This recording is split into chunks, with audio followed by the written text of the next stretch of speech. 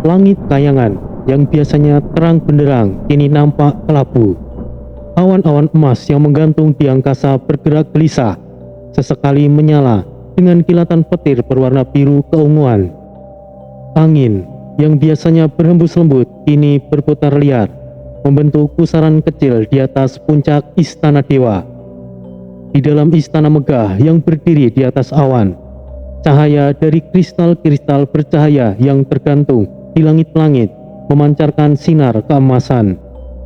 Pilar-pilar raksasa yang berukiran aksara suci berdiri kokoh. Namun pada saat itu, getaran halus menjalar di sepanjang dindingnya, seolah-olah merasakan kegelisahan penguasanya. Di singgasananya yang tinggi, sang Batara Guru duduk terdiam. Wajahnya yang biasanya penuh wibawa, kini diliputi bayangan keresahan. Jubah kebesarannya yang berkilauan tidak lagi menarik perhatiannya. Tangan kanan yang bersinar dengan energi ilahi menggenggam erat pegangan singgasana, sementara mata tajamnya menatap kosong ke arah cakrawala. Langit kayangan tiba-tiba bergemuruh. Petir berwarna merah darah menyambar, mengoyak lapisan awan di kejauhan. Getarannya terasa hingga ke dasar istana, membuat lantai bergetar halus. Para dewa penjaga yang berjaga di halaman luar saling berpandangan. Mereka merasakan ada sesuatu yang tidak beres. Seorang penasehat yang berdiri tidak jauh dari Batara Guru segera melangkah maju, membungkuk hormat sebelum berbicara dengan nada penuh kehati-hatian. Gusti Prabu, ampun jika hamba lancang. Namun sejak tadi Paduka tampak begitu gelisah.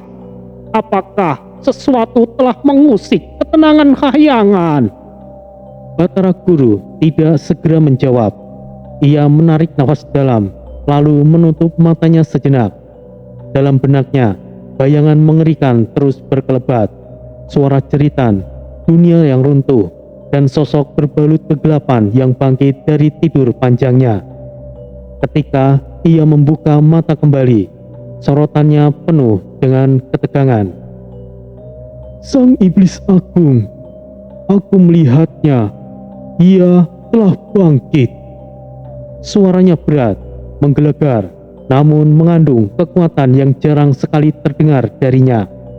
Penasihat itu menelan ludah. Tapi Gusti, bukankah Sang Iblis Agung telah dikunci dalam ruang abadi? Tidak ada yang bisa membangkitkannya, Gusti. Batara Guru berdiri perlahan dari singgasananya. Auranya semakin berpendar terang. Tidak ada segel yang abadi, penasehat. Dan aku melihatnya dalam penglihatanku. Ia akan segera bangkit. Aku melihat dunia terbakar. Aku mendengar jeritan dari semua makhluk. Aku melihat kehancuran. Langit kayangan kembali bergemuruh. Kali ini kilatan petir hitam muncul di angkasa. Sesuatu yang belum pernah terjadi sebelumnya. Bahkan, awan-awan emas mulai berangsur mengelap, seolah-olah merasakan kehadiran kegelapan yang tengah mendekat. Para dewa yang berada di sekitar istana mulai berbisik-bisik, merasakan firasat buruk yang merambat dalam hati mereka. Penasihat itu berusaha untuk tetap tenang. Tapi Gusti, tidakkah kita masih memiliki para pelindung, para kesatria kayangan yang setia, bahkan Semar dan Togok? Mendengar nama dua saudaranya tersebut, Batara Guru mengepalkan tangan. Matanya yang tajam menyiratkan rasa yang getir. Semar, ia memilih pergi ke dunia bawah. Ia lebih memilih melindungi manusia daripada tetap di kayangan, ucapnya dengan pelan. Suara Batara Guru merendah, nyaris seperti bisikan. Hatinya masih berat menerima kenyataan itu. Semar, saudara yang paling bijaksana, sosok yang paling ia percayai telah memilih jalan yang berbeda.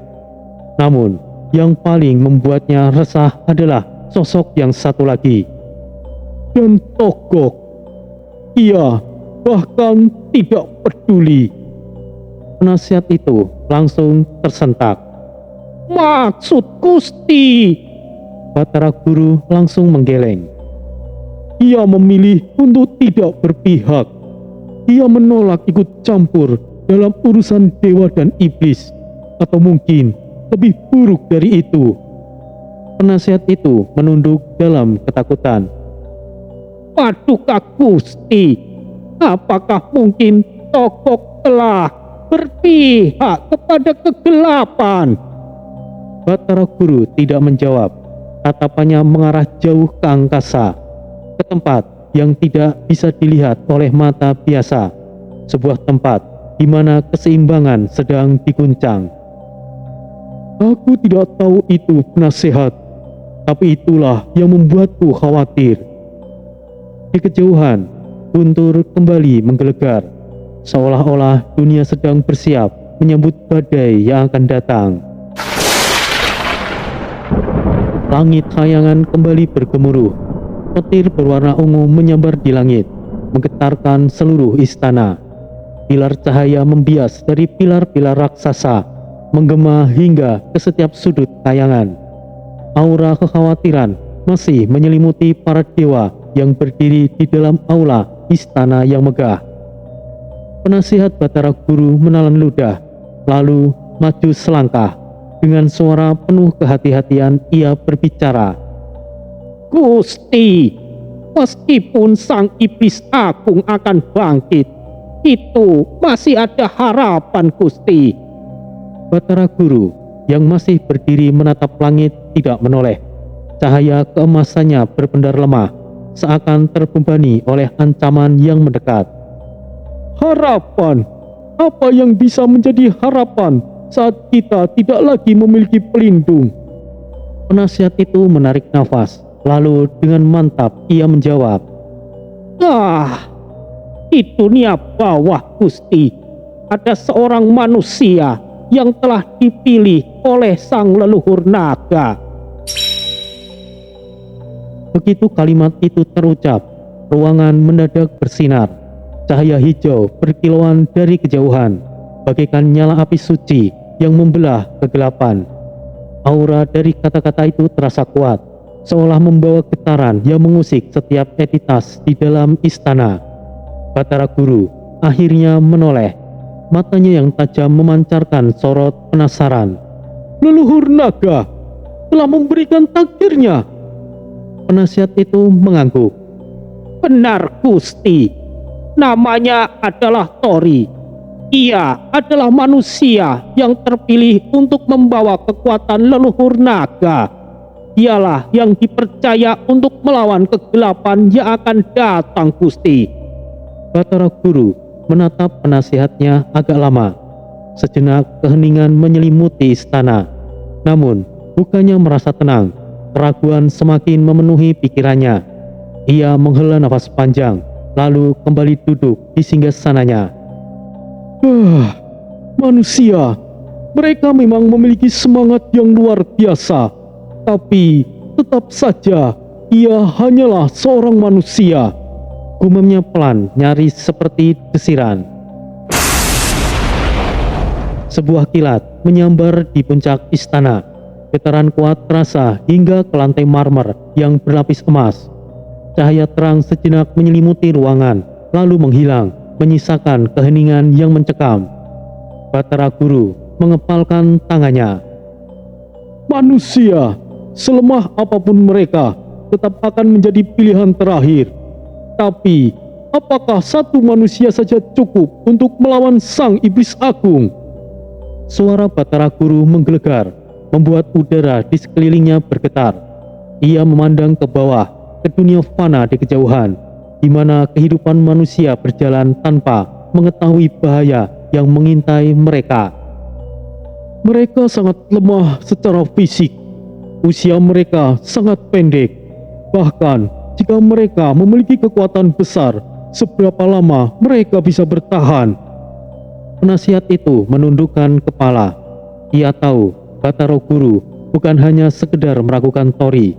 Ia meragukan keputusan para leluhur naga yang telah memberikan kehendak mereka kepada seorang manusia. Manusia bernama Tori memang membawa kekuatan leluhur naga, tapi dia tetaplah manusia. Satu manusia tidak akan cukup untuk menghadapi kegelapan sebesar ini, penasihat. Lanjut Batara Guru. Penasihat itu menarik nafas dalam, mencoba menenangkan diri. Lalu dengan suara yang lebih tegas ia berkata, Hah, begini Gusti. Jika alam naga telah memberikan takdirnya kepada manusia, mengapa alam dewa tidak melakukan hal yang sama, Gusti? Ucapan itu bagaikan petir yang menyambar langit kayangan. Cahaya kemasan yang semula redup tiba-tiba bersinar lebih terang. Para dewa yang mendengar kata-kata itu terkejut, saling berbisik satu sama lain. Batara Guru membelakkan mata. Ia tidak langsung menjawab, tetapi tatapannya berubah dari kebingungan menjadi rasa ingin tahu. Kau ingin mengatakan bahwa kita harus memilih manusia lain? Penasihat itu mengangguk dengan mantap. Benar, Gusti. Jika satu manusia saja tidak cukup, maka kita harus mencari sosok lain yang bisa membawa kehendak dari alam dewa. Batara Guru terdiam sejenak. Lalu perlahan-lahan bibirnya melengkung dalam senyuman samar. Untuk pertama kalinya sejak penglihatan buruk itu datang, ia merasakan sedikit harapan. Menarik, tapi siapa manusia yang layak membawa takdir dari alam dewa, penasihat? Penasihat itu tersenyum, matanya menyiratkan sebuah jawaban yang telah ia persiapkan dengan matang. Ada satu manusia, Gusti. Manusia yang bahkan mungkin lebih hebat dari Tori. Namanya adalah Aris. Kilatan cahaya emas langsung meledak di tengah ruangan, membuat semuanya yang hadir merasakan gelombang energi yang dahsyat. Nama itu membawa getaran yang bahkan bisa dirasakan hingga ke dasar kayangan. Batara Guru berdiri, mata tajamnya bersinar penuh harapan. Aris. Nama itu menggema di dalam istana, menggetarkan dinding-dinding raksasa yang berhiaskan ukiran aksara suci. Begitu nama itu disebut, suasana kayangan berubah. Angin yang semula berputar gelisah kini berhenti, seakan menahan nafas. Langit yang tadinya diselimuti mendung perlahan memancarkan kilauan keemasan yang lebih terang. Lantunan guntur menggema, bukan dalam kemarahan, tetapi seolah menyambut sesuatu yang besar. Pilar cahaya berwarna emas menyambar di sekeliling aula, menari-nari dalam tarian takdir yang tidak terlihat. Para dewa yang berdiri di sekitar istana kayangan mulai merasakan sesuatu yang berbeda, sebuah getaran kuat yang berasal dari dunia manusia. Batara Guru mengangkat alisnya, matanya yang tajam kini menyipit, menyelidiki. Aris, bukankah itu kakak dari Tori? Penasehat menunduk dengan hormat. Itu benar, Gusti. Jika Tori adalah pembawa takdir dari alam naga, maka Aris adalah sesuatu yang jauh lebih besar. Ini bukan hanya sekedar kakak, ia adalah benteng terakhir yang selama ini tersembunyi dari pandangan dunia, Gusti. Batara Guru menyilangkan kedua lengannya, matanya berkobar dengan api harapan yang baru saja menyala. Menarik, ini sangat menarik, penasehat. Lalu tiba-tiba dari langit sebuah ledakan cahaya menyambar, membentuk lingkaran emas di tengah-tengah aula. Cahaya itu berputar, membentuk susunan simbol-simbol kuno yang berpendar, seakan merespon keberadaan nama tersebut. Ini bukanlah kebetulan, alam telah merespon namanya. Penasihat itu mengangguk.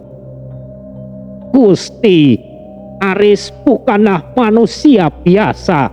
Ia sudah lama bersinggungan dengan dunia yang tidak terlihat. Bahkan sebelum Tori sadar akan takdirnya, Aris sudah melindungi adiknya di balik bayangan. Ia adalah sosok yang berbakat dalam dunia spiritual, Gusti. Meskipun ia sendiri belum menyadari sepenuhnya kekuatannya itu. Batara Guru menarik nafas dalam. Jika alam naga telah memberikan Tori sebagai harapan mereka, maka kita tidak boleh tinggal diam. Aris akan menjadi pembawa takdir dari kayangan. Batara Guru berdiri tegak. Jubahnya yang berkilauan berpendar semakin terang. Cahaya di sekelilingnya bergelombang, seperti ombak energi yang siap menerjang dunia. Ia mengepalkan tangannya, lalu dengan suara yang menggelegar, ia berseru, "Persiapkan utusan! Aris harus dipersiapkan untuk takdirnya!" Nada suara Batara Guru bergetar di seluruh kayangan. Para dewa yang berada di sekitar istana langsung membungkuk, menerima perintah tersebut. Namun, Batara Guru tidak bisa mengirim sembarang utusan. Aris adalah sosok istimewa. Ia membutuhkan bimbingan yang halus, bukan paksaan. Maka dari itu, Batara Guru memandang ke arah putra-putranya yang berdiri tegap di hadapannya. Di antara mereka ada satu sosok yang ia pilih. Seorang pemuda dengan tubuh yang tegap, berwibawa, dan mata yang memancarkan kecerdasan luar biasa. Batara Guru menunjuknya. "Kau yang akan turun ke dunia bawah, anakku." Pemuda itu langsung berlutut, menundukkan kepala dengan hormat. "Perintah Ayah Paduka adalah kehormatan bagi hamba." Batara Guru menatapnya dalam-dalam. "Tapi kau tidak bisa turun ke dunia manusia dengan nama aslimu. Identitasmu harus tetap tersembunyi. Aku akan memberikan nama baru untukmu." Hening sejenak. Suara angin berhembus lembut. Namun di dalam aula, keheningan itu seolah memiliki bobot yang berat. Lalu perlahan, Batara Guru mengangkat tangannya. Cahaya keemasan mengalir dari telapak tangannya, membentuk simbol-simbol suci di udara. "Mulai saat ini, kau akan dikenal sebagai Raka Wisesa."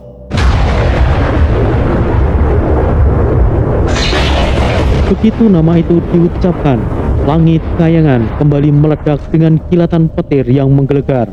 Sebuah pusaran cahaya muncul di langit, menghubungkan kayangan dengan dunia manusia. Nama itu membagi energi yang luar biasa, menyebar ke seluruh penjuru alam. Putra Batara Guru yang kini bernama Raka Wisesa menundukkan kepala dengan hormat. "Hamba menerima nama ini dengan penuh kehormatan, Ayahanda." Batara Guru tersenyum tipis. "Kau akan mendekati Aris secara perlahan. Jangan langsung menunjukkan siapa dirimu. Jadilah pendampingnya. Bantu dia dalam kesulitannya. Dan perlahan-lahan berikan pemahaman tentang takdirnya." Raka Wisesa mengangguk. "Hamba mengerti, Ayah Paduka.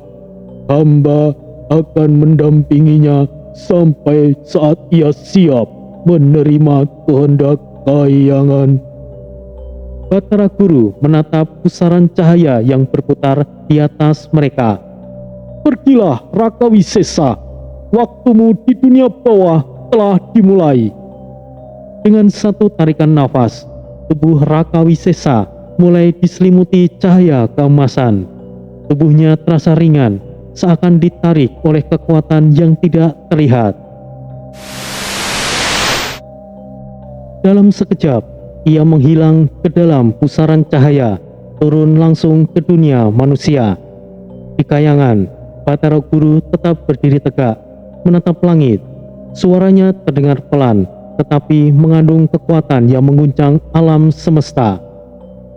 Aris, kau adalah harapan terakhir kayangan.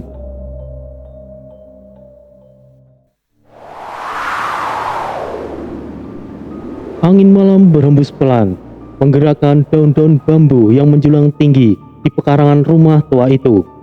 Rumah bercat putih dengan dinding kayu yang mulai mengelupas itu berdiri sunyi di tengah pekarangan yang luas, dikelilingi pepohonan rimbun yang menciptakan bayangan menyeramkan saat tertimpa sinar bulan. Di teras rumah, seorang pria duduk bersandar pada pilar kayu yang sudah lapuk. Cahaya lampu minyak tamaram menerangi wajahnya yang terlihat tenang, namun sorot matanya penuh kewaspadaan. Ia adalah Aris. Tangannya menggenggam sebilah keris kecil berwarna hitam legam, sebuah pusaka peninggalan leluhurnya. Keris itu bergetar pelan, seolah merespon sesuatu.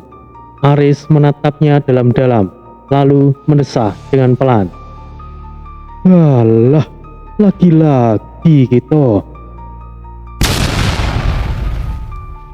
Mendadak suara ledakan menggema di kejauhan, diikuti dengan suara lolongan panjang yang memilukan.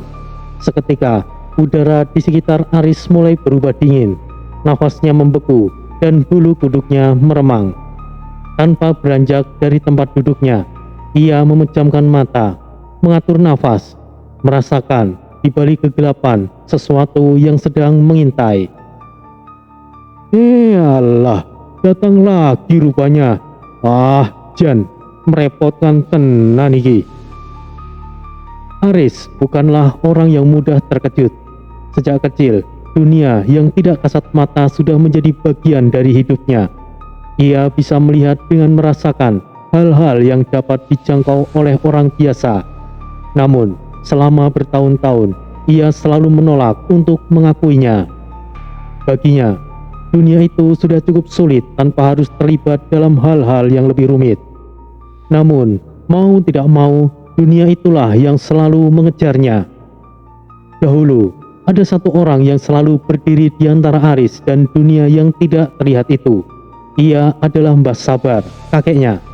Sosok kakek tua berperawakan kekar, berjenggot putih, dan selalu memakai sarung serta belangkon. Dialah orang yang selalu menjadi pelindung Aris dan adiknya, Tori. Nak, kau harus percaya, dunia ini lebih luas dari yang kau kira. Begitulah katanya suatu malam, sambil mengelus kepala Aris kecil. Namun, Aris selalu menolak percaya. Ia lebih memilih menutup mata, berpura-pura tidak tahu. Hingga malam itu tiba, malam di mana semuanya berubah. Petir menyambar pohon beringin di depan rumah mereka. Angin bertiup kencang, membuat ranting-ranting bergerak keras. Langit menghitam pekat, seolah dunia sedang murka. Aris berlari keluar rumah, dadanya berdebar keras. Ia tidak tahu itu kenapa, tapi ada perasaan yang tidak enak yang menggelayut di hatinya. Dan di sana, di tengah hujan yang turun deras, Mbah Sabar berdiri sendirian. Tubuhnya yang mulai ringkih menggigil, namun tangannya merentang ke depan, seakan menahan sesuatu yang tidak terlihat. Mulutnya merapal doa-doa dalam bahasa yang sudah lama terlupakan. Aris ingin mendekat, ingin menarik Mbah Sabar kembali ke dalam rumah. Tapi sebelum ia bergerak, sebuah bayangan raksasa muncul di belakang kakeknya. Matanya merah menyala, gigi tajam menjeringgai. Riz, aku titipkan adikmu padamu. Lindungi dia, Riz, pinta Mbah Sabar, kemudian menengok ke arah sosok mengerikan itu. Genggong, saatnya kita pergi.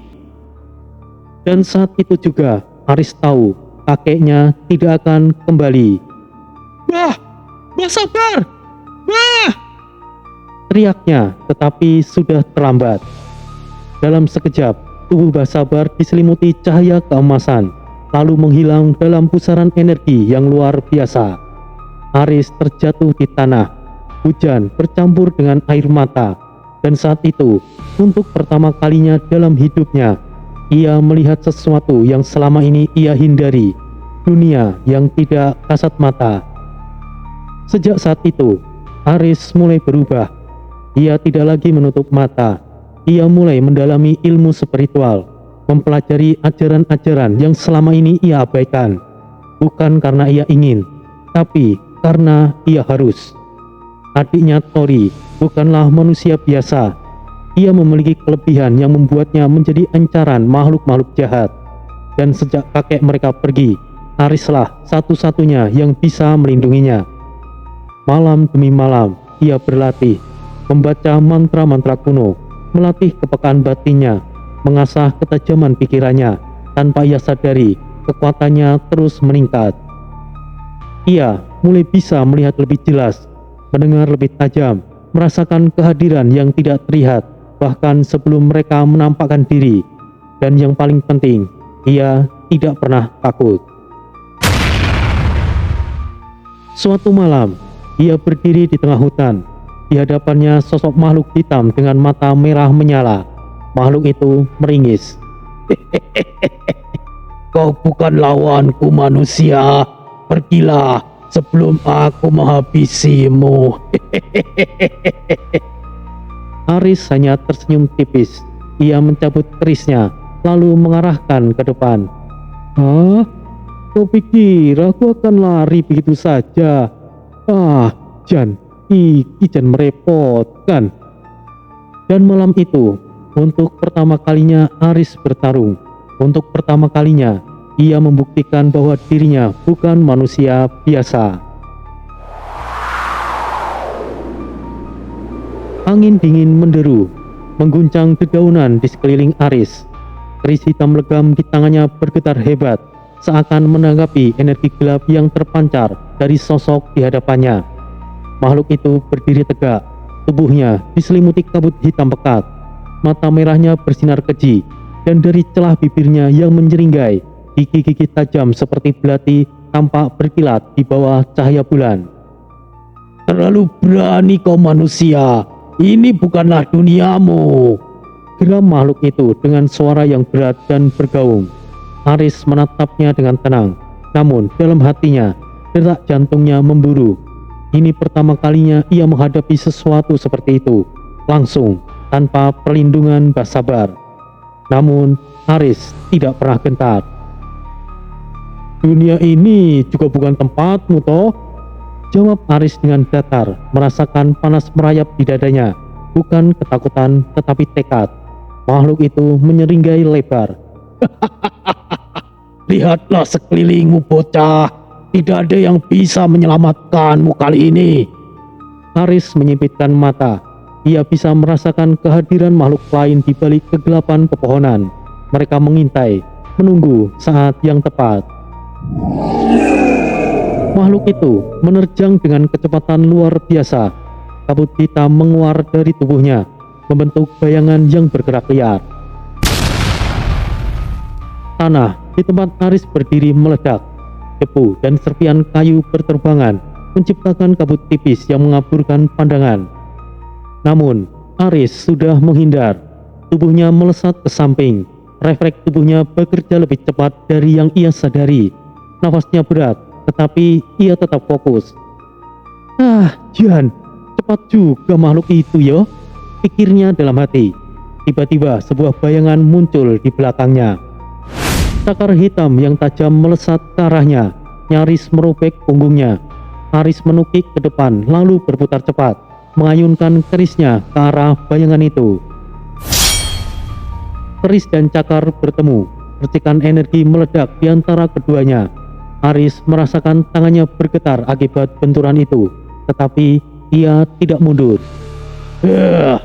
Lumayan untuk seukuran manusia. Makhluk itu mendesis marah, lalu mundur ke dalam bayangan. Namun, Aris sudah menangkap polanya. Mereka bergerak cepat, tapi punya celah. Aris memejamkan mata sesaat. Ia menarik nafas dalam-dalam, merasakan aliran energi di sekelilingnya. Di sana, tanpa ragu, ia menancapkan kerisnya ke tanah. Gelombang energi putih menyebar di tanah, menyapu kabut hitam yang menyelimuti tempat itu. Dalam sekejap, Makhluk-makhluk yang bersembunyi dalam kegelapan terlihat jelas. Aris tersenyum tipis. Nah kan, ketahuan kalian toh. Makhluk utama itu menggeram dengan marah.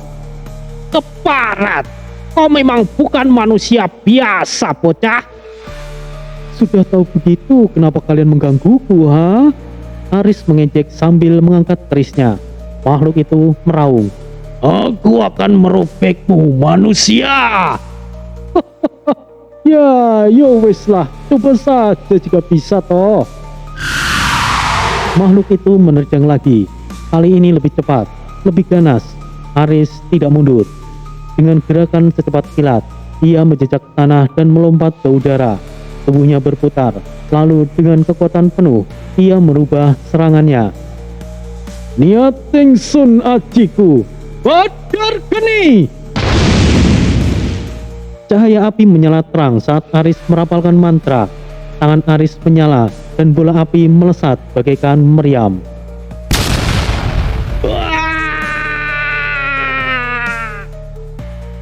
Makhluk itu berteriak kesakitan. Asap hitam keluar dari tubuhnya, menandakan bahwa serangan Aris mengenai titik lemahnya. Namun pertarungan belum selesai. Makhluk itu masih berdiri, meski tubuhnya kini mulai melemah. Matanya yang merah menyala menatap Aris dengan kebencian. Kau akan menyesal telah melawanku, manusia. Aris hanya tersenyum tipis. Justru aku baru mulai ini loh. Tanpa memberi makhluk itu waktu untuk menyerang balik, Aris melesat ke depan. Ia menancapkan kerisnya tepat di dada makhluk itu.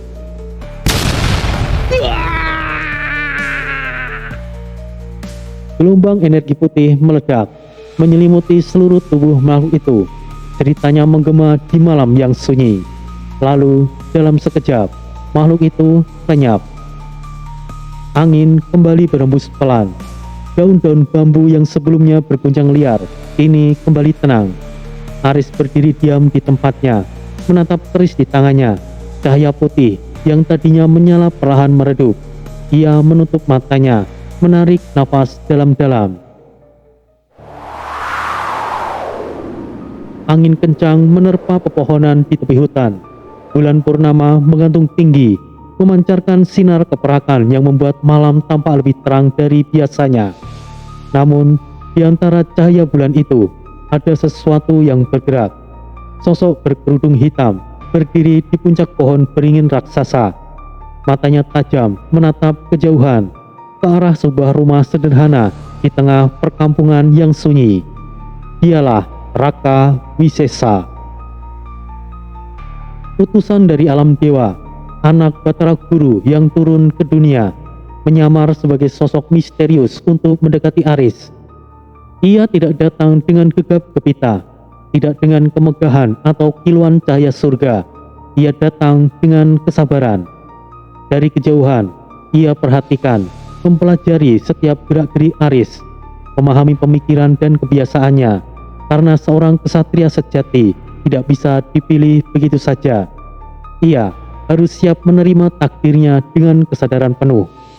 Malam demi malam, ia mengikuti Aris, tidak terlihat, tidak terdengar, hanya dirasakan.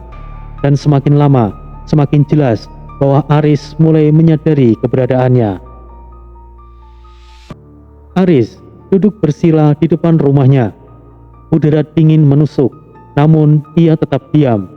Matanya terpejam, pikirannya berkelana ke dunia yang tidak kasat mata. Sudah beberapa hari itu, ada sesuatu yang berbeda. Saat berjalan di hutan, ia merasa ada yang mengawasinya. Saat berlatih, ia merasa ada yang mengoreksi gerakannya. Saat berada di ambang bahaya, selalu ada sesuatu yang membantunya selamat. Namun, siapa? Kau merasakannya, bukan? Sebuah suara terdengar di kepalanya. Dalam sekejap, bulu kuduk Aris berdiri. Ia membuka mata, matanya menyapu sekitar, mencari sumber suara itu, tetapi tidak ada siapa-siapa. Siapa kau? Hei! Tanya Aris mencoba tetap tenang. Tidak ada jawaban, hanya keheningan yang menggantung di udara. Namun entah kenapa, Aris merasa tidak sendirian. Tiba-tiba, suara ledakan menggema dari hutan. Aris spontan berdiri, menoleh ke arah sumber suara. Langkahnya cepat, nafasnya memburu, dan di sana, di antara pepohonan yang terbakar oleh cahaya biru, seorang pria berdiri. Tubuhnya tegap, jubah hitam berkibar tertiup angin. Mata tajamnya menatap lurus ke arah Aris, penuh wibawa, namun juga ketenangan. Aris, sudah saatnya kau mengenal takdirmu. Siapa kau? Tanya Aris waspada. Tangannya menggenggam keris pusaka erat-erat. Pria itu tersenyum tipis. Aku hanyalah seorang yang dikirim untuk membimbingmu. Membimbingku untuk apa? Untuk memahami siapa dirimu sebenarnya, Aris. Aris mengerutkan kening. Sudah terlalu sering ia bertemu orang-orang yang berbicara dengan teka-teki. Namun ada sesuatu yang berbeda dari pria itu. Aura yang kuat, mata yang tajam, kehadirannya yang tidak seperti manusia biasa. Dan entah kenapa, di dalam hatinya, Aris tahu pria itu tidaklah berbohong. Malam itu, pertemuan mereka menjadi awal perjalanan baru. Sejak saat itu, Raka Wisesa tidak pernah jauh dari Aris. Ia tidak langsung mengajarkan ilmu-ilmu tinggi, tidak memberikan kekuatan secara instan. Sebaliknya, ia menjadi bayangan yang selalu hadir di saat Aris membutuhkan bimbingan. Saat Aris menemui kesulitan, Raka Wisesa memberikan petunjuk. Saat Aris ragu, ia memberikan jawaban. Saat Aris terancam, ia melindungi dari kejauhan. Tanpa disadari, Aris mulai berubah.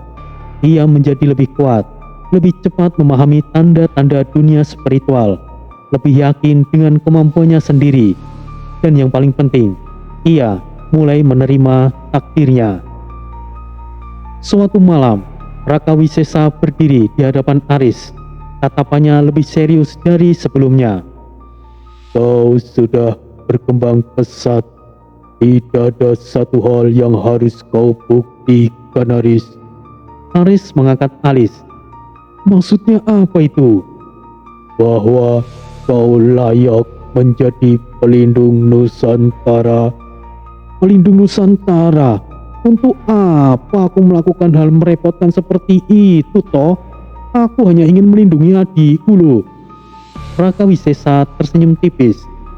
Ketahuilah, ada sesuatu yang lebih besar sekedar melindungi adikmu.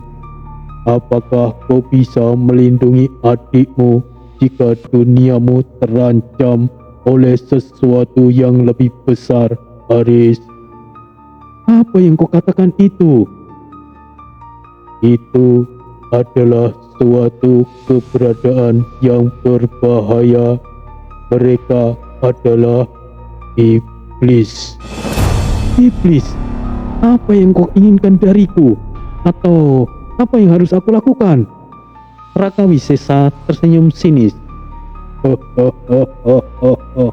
Bertahan hidup.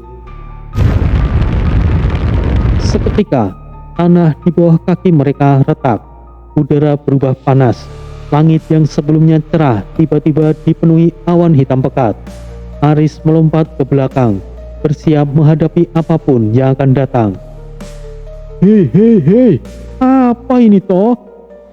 Raka Wisesa hanya menatapnya. Ujian pertamamu, hadapi atau mati. Tunjukkan jika kau layak, Aris.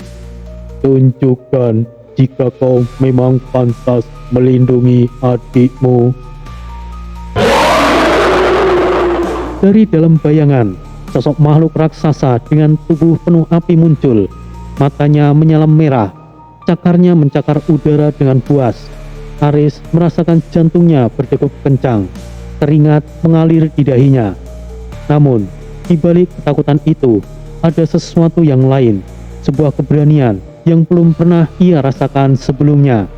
Ia mencabut kerisnya, mencoba mengambil nafas dalam-dalam, Lalu dengan tatapan penuh tekad, ia melangkah maju. Makhluk raksasa itu mengaum. Tubuhnya diselimuti api yang berkobar ganas. Udara di sekitarnya mendidih, membuat rerumputan dan pepohonan layu terbakar. Panasnya terasa sampai ke kulit Aris, membuat keringatnya langsung menguap begitu saja. Namun, Aris tidak mundur. Dengan kaki tertanam kuat di tanah, ia mengangkat keris hitam legamnya, merasakan getaran dari pusaka leluhurnya. Itu bukanlah sekedar senjata, itu adalah warisan yang mengalir dalam darahnya.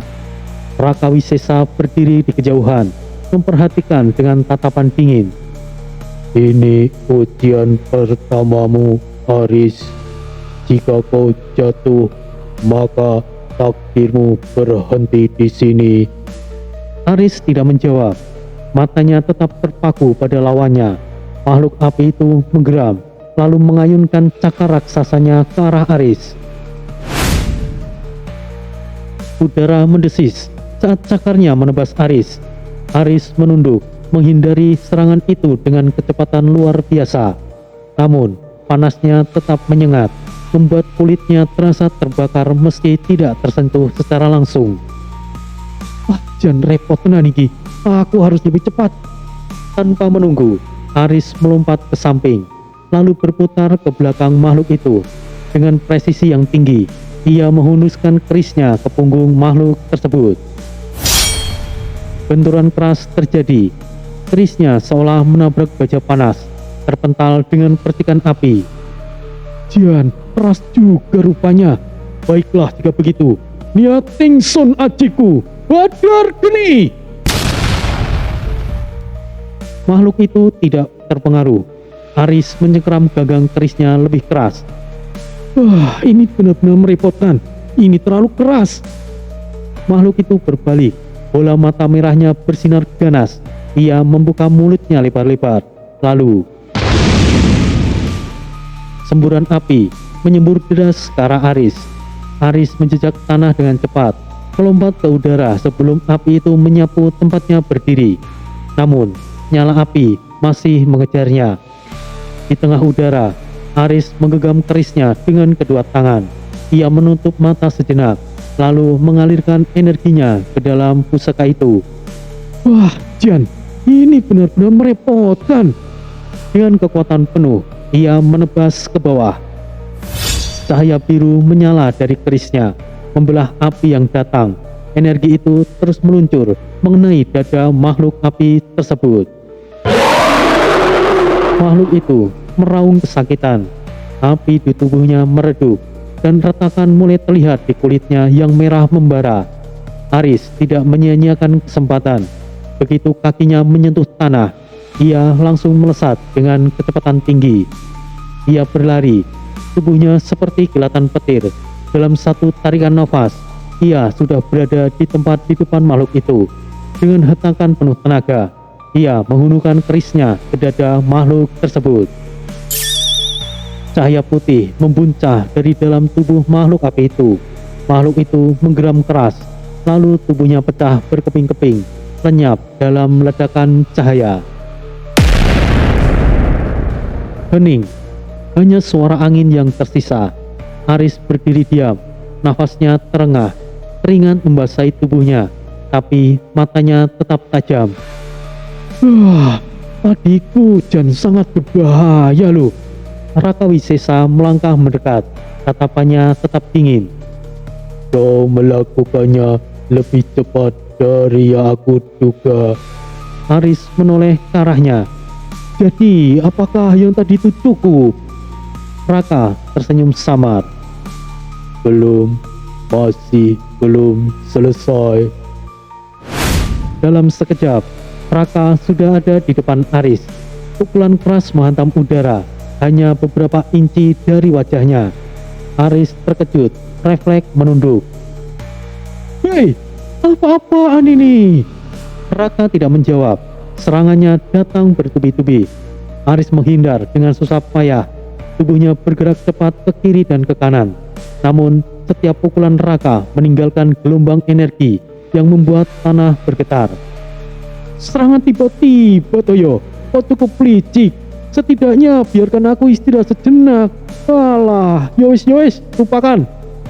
Aris menjejak tanah, lalu melompat mundur, menciptakan jarak. Tangannya mencengkeram keris lebih erat. Kalau kau ingin bertarung, yo aku tidak akan lari. Dengan kekuatan penuh, Aris melesat ke arah Raka. Kerisnya berkilat dalam cahaya bulan, mengarah tepat ke dada Raka Wisesa. Namun, keris itu berhenti. Dua jari Raka menjepit ujung bilahnya dengan mudah. Aris membelakkan mata. Apa? Raka menatapnya dalam-dalam. Kau sudah cukup membuktikan dirimu. Tiba-tiba tekanan di sekitar mereka lenyap. Angin berhenti bertiup. Ketegangan menghilang. Raka melepaskan keris Aris, lalu menjatuhkan diri ke satu lutut. Aris terpaku. Hei, apa yang kau lakukan itu toh? Raka menundukkan kepala. Aku, Raka Wisesa, anak Batara Guru, mengakui kehebatanmu. Mulai sekarang, aku akan mengikutimu sebagai tuanku. Aris masih tercengang. Hah? Tuanku? Piye to jane iki? Raka menatapnya dengan sorot penuh hormat. Sembah sujudku, sang pewaris, karena takdir telah memilih Anda sebagai sang pewaris titisan Brahmana. Aris menelan ludah. Ini bukan hal yang ia duga, tapi dalam hatinya ia tahu banyak pertanyaan mulai memenuhi kepalanya. Ia hanya menggaruk-garuk kepalanya yang tidak gatal. Tapi ini bukanlah akhir, tapi ini adalah awal. Langit malam yang gelap tiba-tiba tersibak oleh kilatan petir keemasan yang menyambar gunung di kejauhan. Suara dentuman menggema di seluruh lembah, mengguncang pepohonan hingga daunnya berguguran. Di tengah hutan yang sunyi, di atas tebing batu yang menjulang tinggi, seorang pria berdiri diam. Tubuhnya diselimuti luka dan debu, nafasnya memburu. Ia adalah Aris. Tangannya menggenggam keris pusaka yang bergetar dengan energi yang belum pernah ia rasakan sebelumnya. Tubuhnya masih terasa nyeri setelah bertarung melawan makhluk bayangan yang dikirim sebagai ujian pertamanya. Di hadapannya, Raka Wisesa berdiri dengan wajah penuh ketenangan. Sekarang Anda tahu bahwa kekuatan sejati bukan hanya berasal dari tubuh, tapi juga dari jiwa yang tidak gentar. Ujar Raka pelan, suaranya bergema di udara malam. Aris menatap tangannya yang mulai gemetar. Sesuatu dalam dirinya telah berubah. Sebuah kesadaran baru, sebuah pemahaman bahwa selama ini ia bukan hanya seorang kakak yang melindungi Tori. Ia lebih dari itu. Ia memiliki takdir untuk menjadi pelindung, takdir untuk menanggung beban yang lebih besar dari yang pernah ia bayangkan. Dan kini, ia tidak bisa lari lagi. Tiba-tiba, sebuah cahaya emas meledak dari langit. Angin berputar mengelilingi Aris, seakan membentuk pusaran energi yang menghubungkan dunia manusia dan dunia para leluhur. Aris terhuyung ke belakang, matanya melebar saat tubuhnya tiba-tiba terasa ringan. Kakinya sudah tidak lagi menyentuh tanah. Ia melayang di tengah pusaran cahaya. Hei, apa yang terjadi ini? Hei! Dalam sekejap, Aris merasakan tubuhnya ditarik ke dalam kehampaan.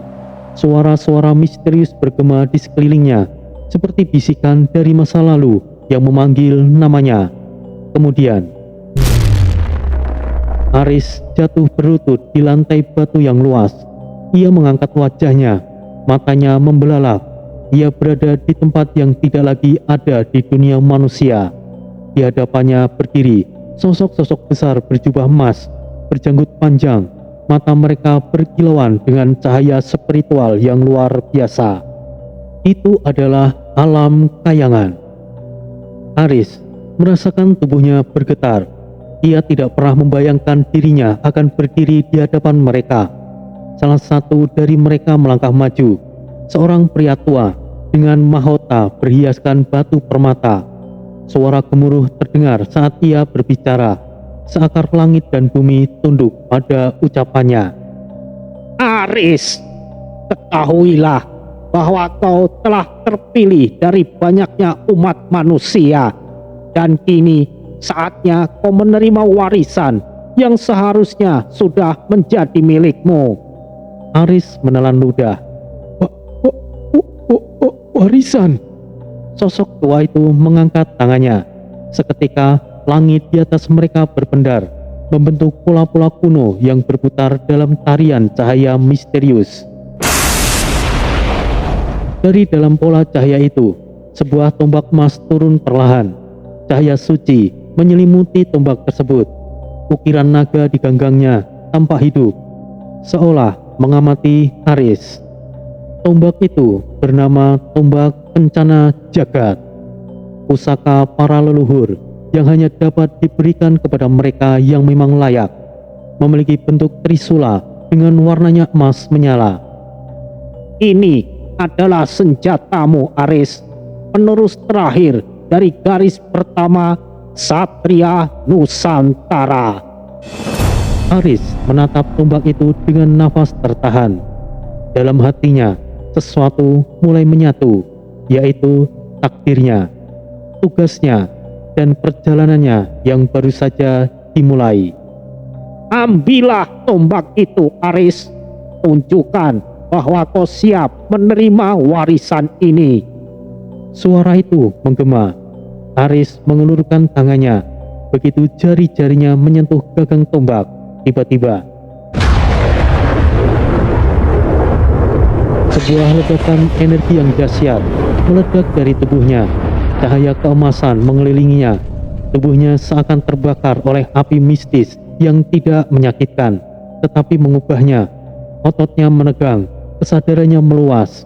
Dalam benaknya, Aris melihat kilasan masa lalu para ksatria Nusantara terdahulu. Mereka yang telah berjuang menjaga keseimbangan dunia, melawan kegelapan yang selalu mengancam. Mereka adalah iblis. Aris merasakan beban mereka, perjuangan mereka, pengorbanan mereka, dan kini semua itu ada di pundaknya. Aris adalah pewaris mereka. Aris adalah Satria Nusantara pertama yang telah dibangkitkan.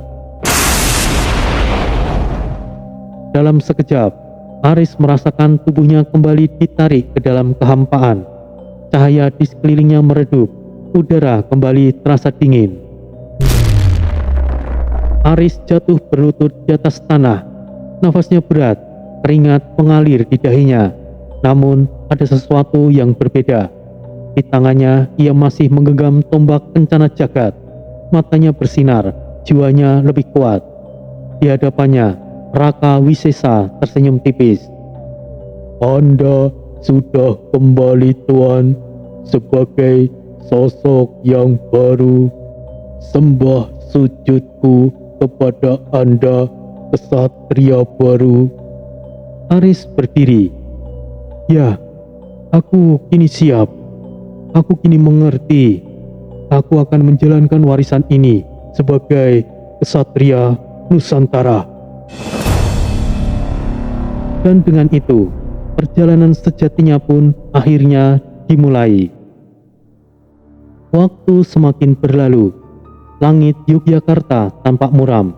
Awan kelabu menggantung rendah, seakan turut berduka atas kepergian seorang lelaki yang sepanjang hidupnya dikenal sebagai prajurit sejati. Udara pagi terasa berat, mengandung aroma bunga tabur yang bercampur dengan tanah basah. Di halaman rumah duka, deretan prajurit berpakaian seragam militer berdiri tegak, membentuk barisan rapi. Mereka memegang senapan dengan penuh hormat, bersiap untuk memberikan penghormatan terakhir. Siap! Komando dengan tegas terdengar, dan para prajurit segera bersiap menembakkan salvo ke udara. Suara gesekan sepatu keras mereka di tanah menciptakan irama yang menggetarkan hati.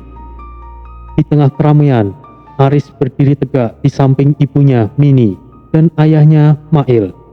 Matanya lurus ke depan, menatap peti kayu berlapis bendera merah putih yang kini diletakkan di atas panggung kecil. Bas Sabar telah pergi secara fisik, namun Aris yakin bahwa jiwanya belum benar-benar meninggalkan dunia ini. Tembak!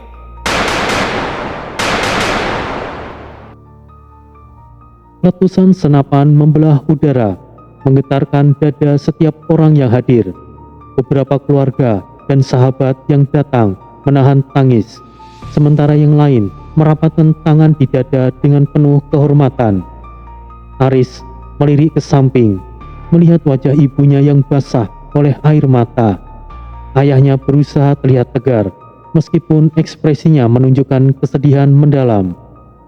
Para prajurit kemudian melipat bendera yang menutupi peti, lalu menyerahkan kepada Mail sebagai tanda penghormatan terakhir. Dengan tangan gemetar, Mail menerima dan memeluk bendera itu erat-erat. Ketika peti mati diturunkan ke liang lahat, suara takbir dan doa berkumandang. Aris menatap tanah yang akan segera menutup tubuh kakeknya. Dalam hati, ia bergumam, "Bah, aku tahu kau tidak sepenuhnya pergi. Kau masih di suatu tempat mengawasiku, kan?" Angin tiba-tiba bertiup kencang. Pepohonan di sekitar mendesir, dan entah kenapa Aris merasakan kehadiran yang familiar. Ia menoleh menatap sekeliling. Tidak ada yang mencurigakan. Namun, jauh di sudut matanya, di antara bayangan pepohonan, sosok siluet samar tampak berdiri diam. Itu adalah Bas Sabar. Seketika, angin berhembus lebih kencang, membuat ranting-ranting pohon bergoyang keras. Aris berkedip, dan sosok itu lenyap. Hanya dirinya yang menyadarinya. Pada suatu malam, suasana rumah duka masih dipenuhi sanak keluarga yang datang melayat. Lilin-lilin kecil dinyalakan di meja utama, memberikan cahaya temaram di ruangan yang sepi. Di luar rumah, langit tetap mendung. Bulan tersembunyi di balik awan gelap, hanya menyisakan cahaya redup yang membuat bayangan di halaman tampak lebih pekat. Aris duduk di beranda, menghadap halaman yang kosong. Raka Wisesa berdiri di sampingnya. Sosoknya tegak dalam balutan jubah hitam yang berkibar pelan tertiup angin. "Raka." "Ya, Tuan." "Aku ingin bertanya sesuatu." Raka menoleh, menatapnya dengan tajam. "Takdirku sebagai kesatria Nusantara, apakah aku sudah menerimanya? Tapi bagaimana dengan Tori?" Raka tidak langsung menjawab. Ia mengangkat kepalanya, menatap langit seolah mencari jawaban di antara bintang-bintang yang tersembunyi. "Tuan, adik Anda saat ini belum menyadari takdirnya. Setidaknya belum, Tuan." Aris mengepalkan tangannya. "Aku tidak ingin dia terlibat dalam dunia ini. Aku ingin melindunginya, menjauhkannya dari semua hal ini." Raka menghela nafas. "Takdir bukanlah sesuatu yang bisa dihindari, Tuan. Mau bagaimanapun, hanya Tori sendiri yang bisa menentukan jalannya." Aris menatap lurus ke depan. Dalam hatinya ia tahu itu benar, tapi tetap saja. "Raka, bagaimana jika aku mencegahnya? Jika aku menjauhkan dia dari semua hal yang berbau spiritual, apakah takdirnya bisa ditekan?" Raka terdiam sejenak, lalu mengangguk perlahan. "Mungkin jika Tuan berhasil menjaga Tori dari dunia ini, maka kemungkinannya takdir akan tertunda. atau mungkin menghilang, Tuan. Bagus, itu cukup bagiku. Aris mengepalkan tangannya lebih erat. Lalu tiba-tiba suara petir menggelegar dari kejauhan, disusul angin kencang yang menyapu halaman. Sebuah suara aneh terdengar, seperti suara rantai yang diputus paksa. Aris langsung berdiri, merasakan aura aneh di sekitarnya. Raka juga menajamkan pandangnya, tubuhnya langsung waspada. Tuan, sepertinya keputusanmu sudah menarik perhatian mereka. Mereka siapa, Raka? Makhluk-makhluk yang tengah mengincar adik Anda. Mereka tahu apa yang ingin Anda lakukan, Tuan. Aris menggeram. Jika ini adalah perang untuk melindungi Tori, maka ia tidak akan mundur. Dalam gelapnya malam, Aris menghunus keris pusakanya. Cahaya biru samar berpendar dari bilahnya. Ia menatap tajam ke arah kegelapan, siap menghadapi siapapun atau apapun yang mencoba mendekati Tori.